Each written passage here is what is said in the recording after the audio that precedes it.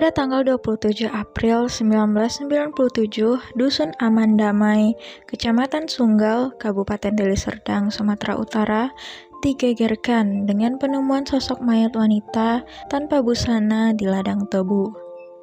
Sebelumnya tersiar kabar bahwa ada seorang warga yang bernama Sri Kemala Dewi, 21 tahun, sudah menghilang selama 3 hari. Warga takut mayat yang ditemukan tersebut adalah Dewi. Dan benar saja, ternyata mayat tersebut memang benar adalah Dewi.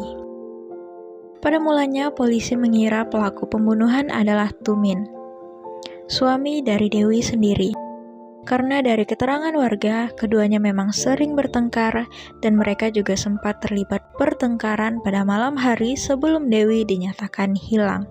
Bahkan mereka juga dikabarkan telah pisah ranjang. Orang tua Dewi juga yakin bahwa Tuminlah pelakunya. Karena hal itu, maka suami Dewi pun ditahan oleh pihak kepolisian. Tetapi setelah melewati berbagai pemeriksaan, tidak ditemukan cukup bukti bahwa Tuminlah pelakunya. Dan pada akhirnya Tumin pun dibebaskan dan kasus pun sempat terhenti. Jadi, siapakah yang telah menghilangkan nyawa Dewi? Padahal beberapa tahun sebelumnya juga pernah terjadi kasus serupa, yaitu ditemukannya mayat wanita tanpa busana di ladang tebu yang sama. Kasus tersebut juga terpaksa dihentikan karena kekurangan bukti. Hingga pada suatu hari, polisi menemukan secercah bukti baru mengenai kasus kematian Dewi. Seorang warga bernama Andreas mengaku pernah mengantarkan Dewi ke rumah Ahmad Suraji untuk berkonsultasi sebelum Dewi dinyatakan menghilang. Suraji ini dikenal sebagai orang pintar alias dukun di desa itu. Polisi pun menindaklanjuti keterangan Andreas. Mereka datang ke rumah Suraji. Saat diinterogasi, Suraji mengaku Dewi memang benar telah mengunjungi rumahnya. Namun, Suraji mengatakan bahwa Dewi sudah pulang selepas maghrib setelah berkonsultasi dengannya. Penyelidikan terpaksa dihentikan kembali karena polisi tidak menemukan cukup bukti. Tetapi polisi tidak menyerah. Mereka mendalami sejumlah laporan orang hilang dalam beberapa tahun terakhir. Ternyata, dari sekian banyak orang yang dilaporkan hilang, terdapat satu kesamaan. Kebanyakan dari mereka merupakan pasien Suraji. Karena hal ini, polisi pun lalu menggeledah rumah Suraji, dan di sana ditemukanlah sejumlah pakaian dan perhiasan wanita, salah satunya adalah milik Dewi. Karena ditemukannya bukti-bukti ini, Suraji pun beserta ketiga istrinya langsung ditangkap. Ketiga istrinya yang bernama Tumini, Tuminah, dan Ngatiah pun serta dibawa ke kantor polisi. Setelah melewati proses interogasi yang panjang, akhirnya muncul pengakuan dari mulut Suraji. Ia pun mengaku bahwa dialah yang telah menghilangkan nyawa Dewi. Setelah mendapatkan tekanan dari polisi yang semula hanya mengaku menghilangkan nyawa Dewi, Suraji juga mengaku bahwa dia juga telah menghilangkan nyawa sebanyak 16 wanita. Hingga entah bagaimana pada akhirnya dia pun mengaku lagi menjadi 42 wanita. Suraji bercerita bahwa hal itu dilakukan demi mendapatkan ilmu sakti. Pada suatu malam, Suraji bermimpi. Dia didatangi sosok almarhum ayahnya. Dalam mimpi itu, sang ayah mengatakan bahwa jika kamu ingin memiliki ilmu yang semakin sakti dan tak terkalahkan, dan juga sekaligus bisa menolong dan mengobati para warga yang datang kepadamu, maka kamu harus mengorbankan setidaknya 72 nyawa wanita serta menghirup air liurnya. Akhirnya muncul kesimpulan di kepala Suraji. Tidak ada salahnya mengorbankan sedikit nyawa demi kebaikan yang lebih besar. Suraji akhirnya melaksanakan perintah sang ayah. Dia pun mencari sejumlah perempuan untuk ditumbalkan. Pembunuhan berantai ini dilakukan dari tahun 1986 hingga 1997. Rata-rata korban Suraji ini berumur 13-27 tahun. Dalam melakukan aksi biadabnya itu, Suraji dibantu oleh istrinya, namun tidak semua istri ikut membantu. Hanya istri tertua saja yang ikut, yakni Tumini. Siapakah dukun Suraji ini? Ahmad Suraji lahir pada tanggal 10 Januari 1949. Dia merupakan anak pertama dari 2 bersaudara. Orang tuanya bernama Jogan dan Sartik.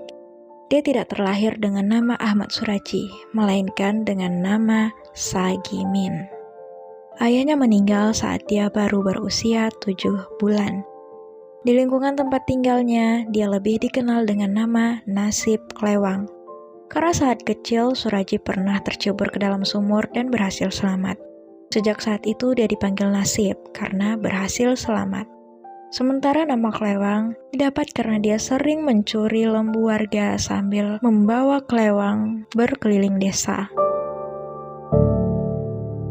Sejak umurnya 12 tahun, Suraji keranjingan mempelajari ilmu perdukunan. Dia belajar dari buku-buku peninggalan mendiang bapaknya yang ternyata juga berprofesi sebagai dukun. Saat berumur 27 tahun, Suraji menikahi wanita asal Pekanbaru bernama Tumini. Usai menikah, Suraji yang bernama asli Sagimin mengganti namanya menjadi Ahmad Suraji. Dia berharap nama barunya itu bisa membawa berkah dan kehidupan yang lebih baik. Hingga pada suatu hari, Suraji berniat untuk menikah lagi. Alasannya dia ingin memiliki anak perempuan, sedangkan Tumini hanya bisa memberikan 4 orang anak laki-laki. Tetapi anehnya, wanita yang hendak dinikahi oleh Suraji ini adalah adik iparnya sendiri, alias adik kandung dari Tumini, istri Suraji. Bahkan Suraji tidak hanya menikahi satu adik Tumini, namun 2 adiknya sekaligus, yaitu Tuminah dan Ngatia. Semua orang tahu bahwa perbuatan itu tidak benar, tapi Suraji tidak peduli. Dia bahkan mengajak 3 wanita bersaudara itu tinggal satu atap. Sartik, ibu kandung Suraji, terus menentang keputusan Suraji ini. Tetapi teganya dia malah mengusir ibu kandungnya itu dari rumah. Pada akhirnya, entah benar-benar sakti atau tidak, Suraji ini dianggap sebagai orang pintar atau dukun oleh warga sekitar. Tidak sedikit orang yang mendatangi rumah Suraji untuk meminta pertolongan, baik untuk berobat karena sakit, pasang susuk, memikat laki-laki, atau hal tahayul lainnya. Semua korban yang telah dihilangkan nyawa oleh Suraji ini merupakan pasien yang datang sendiri ke rumah Suraji untuk meminta pertolongan. Semua perempuan itu ingin mendapatkan ilmu pengasihan atau penglaris dari Suraji. Ia mengatakan kepada pasiennya bahwa mereka harus bersedia diikat dan dikubur setengah badan di tempat yang sunyi pada malam hari. Syarat lainnya, pasien ini tidak boleh memberitahukan ritual itu kepada orang lain. Korban pertama Suraji adalah perempuan yang bernama Tukiem alias Iem. Iem ini datang ke rumah Suraji pada Desember 1986 pukul 18 waktu Indonesia Barat. Iem ingin mendapatkan kekayaan dan kesuksesan dalam hidup. Setelah Iem mengutarakan keinginannya, Suraji, dukun itu mengajaknya ke area perkebunan tebu yang berjarak sekitar 1 km dari rumahnya. Suraji juga turut membawa cangkul, tali, dan karung. Iem pun mengikutinya dari belakang. Akhirnya mereka berhenti setelah menemukan lokasi yang cocok untuk melakukan ritual tersebut. Suraji menggali lubang sedalam 1 meter, panjang lubang 1 meter, dan lebar 70 cm. Tak butuh lama bagi Suraji untuk membuat lubang seukuran itu. Suraji lalu langsung meminta Iem untuk masuk ke dalam lubang. Kedua kaki dan tangan Iem sebelumnya diikat tali sambil berdiri. Tubuh Iem pun mulai dikubur, mulai dari kaki hingga ke dadanya. Setelah tubuh Iem terkubur, Suraji kemudian jongkok di hadapan Iem. Suraji menyandarkan kepala Tuk Iem di atas paha kakinya. Tiba-tiba tangan kiri Suraji membekap mulut dan hidung Iem, sedangkan tangan kanannya mencekik leher Iem. Sontak Iem tidak bisa berontak karena hampir seluruh badannya sudah terkubur di dalam tanah. Seketika Iem pun menghembuskan nafas terakhirnya di tempat itu. Suraji juga langsung melakukan ritual menghirup air liur korban yang sudah tidak bernyawa.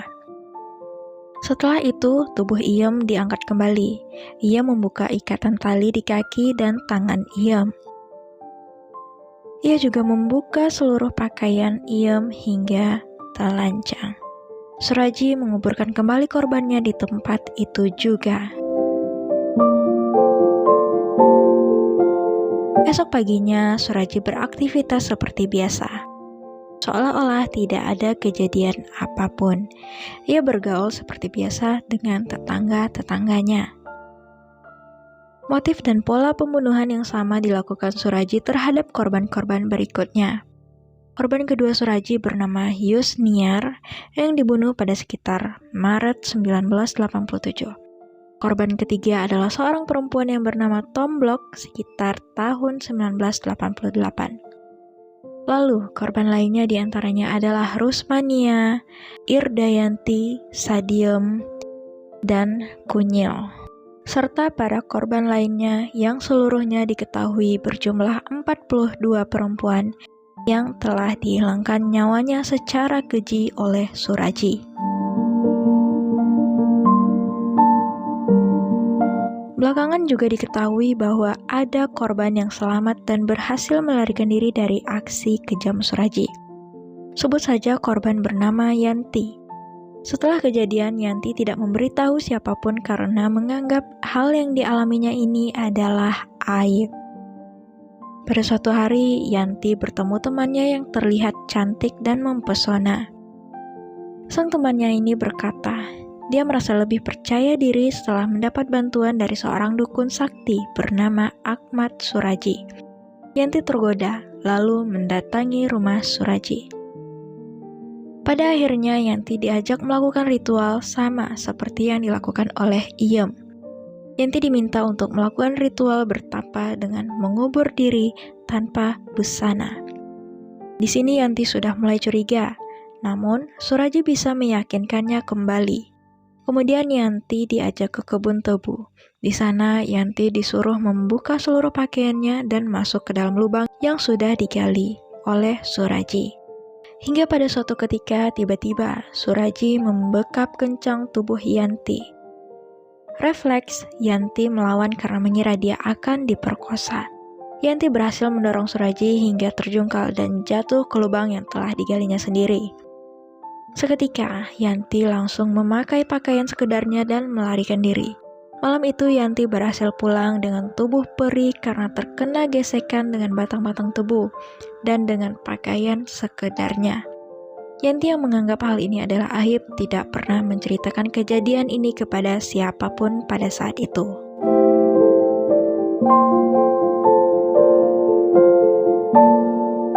Di persidangan, Suraji disidangkan di Pengadilan Negeri Lubuk Pakam, Sumatera Utara pada 22 Desember 1997. Masyarakat berbondong-bondong menonton jalannya sidang. Saking banyaknya pengunjung, pihak Pemda Deli Serdang menyiapkan tenda besar serta 4 televisi monitor bagi pengunjung yang tidak kebagian tempat duduk di dalam ruang sidang. Dalam persidangan, Suraji menolak laporan berita acara pemeriksaan polisi. Dia malah membantah lagi tudingan bahwa dia telah menghilangkan nyawa 42 wanita. Dia mengatakan bahwa dia terpaksa mengatakan hal itu disebabkan oleh tekanan dan paksaan selama proses interogasi. Tumini, Istri Suraji yang juga bersekutu dengan Suraji pun ikut membantahnya. Semua tuduhan jaksa dianggap sebagai kebohongan besar. Tetapi hakim berkeyakinan lain. Hakim yang diketuai oleh Haogoaro Harefa menjatuhkan putusan pada 27 April 1998 dan menghukum Suraji dengan hukuman mati. Sementara itu, Tumini divonis penjara seumur hidup. Suraji dan Tumini dijebloskan ke Lembaga Permasyarakatan Kelas 1 Tanjung Gusta, Medan. Setelah divonis mati oleh Pengadilan Negeri Lubuk Pakam, Deli Serdang, kuasa hukum Suraji mengajukan kasasi ke Mahkamah Agung 3 tahun kemudian. Upaya kasasi itu ditolak. Pada tahun 2004, dibantu Lembaga Bantuan Hukum Medan, Suraji kembali melayangkan gerasi ke Presiden. Hasilnya, gerasi ditolak pada 27 Desember 2007. Upaya hukum yang diajukan semuanya berakhir sia-sia. Suraji tetap dihukum hukuman mati. Selama mendekam di penjara, Suraji dikabarkan telah taubat dan rajin beribadah. Menjelang pelaksanaan hukuman mati, Suraji mengajukan permohonan terakhirnya ke pengadilan untuk bertemu dengan keluarganya, termasuk Tumini, dan telah dipenuhi. Pada akhirnya, pada tanggal 10 Juli 2008, 3 peluru dari Brimob Polda Sumatera Utara menembus dadanya. Suraji tewas di tempat.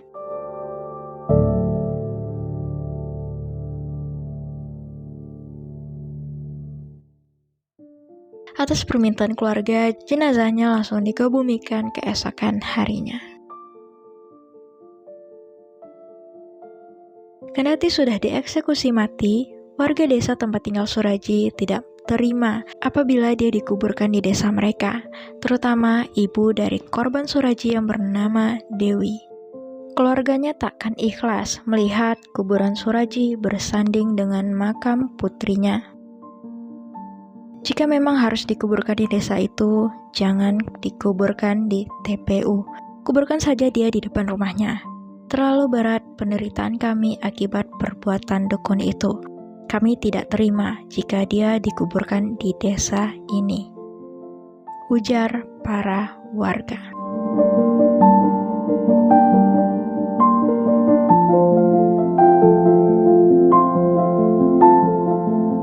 Menurutku, hukuman yang diterima oleh Suraji sangatlah pantas, yaitu nyawa dibayar nyawa, walaupun sama sekali tidak menghilangkan duka yang telah dialami oleh para keluarga korban.